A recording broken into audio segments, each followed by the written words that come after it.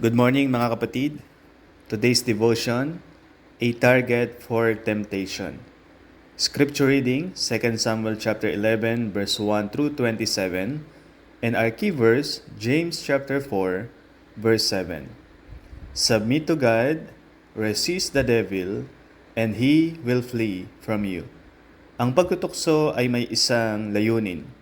Ito ho ay ihatid ang isang mananampalataya sa buhay na siya ay hindi magiging epektibo sa kanyang paglakad sa Diyos. Alam ito ni Haring David, malaking bahagi sa kanyang buhay na siya ay aware sa usapin ng kasalanan at kung ano ang magiging damage nito sa kanyang relasyon sa Diyos. Alam natin na si Satan, na siyang author ng kasalanan, ay hindi nagbibigay senyales ng pagkatalunan. Siya ay lagi naghahatag ng mga tukso sa ating mga lalakaran sa ating buhay upang tayo ay mabuhay na hindi tapat sa debosyon natin sa Diyos. Yan ang kanyang ginawa sa buhay ni David. In 2 Samuel, matututunan natin na si David, siya ay dapat nakikipaglaban kasama ang kanyang mga sundalo. Sa halip na natili siya sa tahanan, siya ba ay naging tamad, naging mayabang, nagtiwala sa sarili, o nawalan ng gana? Hindi sinasabi ng Biblia kung ano ang eksakto na kumikilos sa puso ni David.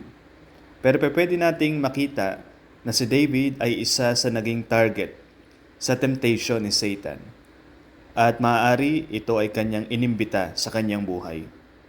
Si Bathsheba, alam niya na nung siya ay maliligo ng gabi, siya ay matatanaw mula sa palasyo ng hari. Yun ang isa sa pinakamatinding panahon at mahirap na panahon sa isang dakilang lingkod ng Diyos, si David.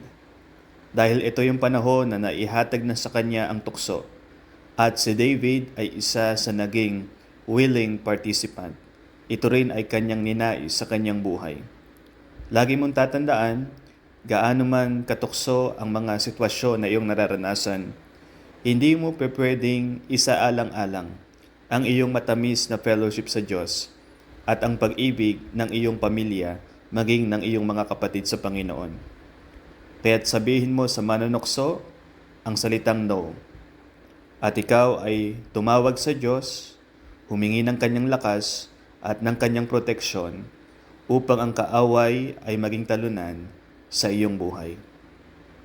Panginoon Diyos, ako ay tumatanggi sa manunukso at ako ay sumasang-ayon sa inyo. Bigyan niyo po ako ng lakas, Panginoon, na matalo anuman ang tukso sa mga area sa aking buhay. Ito ang aking dalangin sa pangalan ni Jesus. Amen.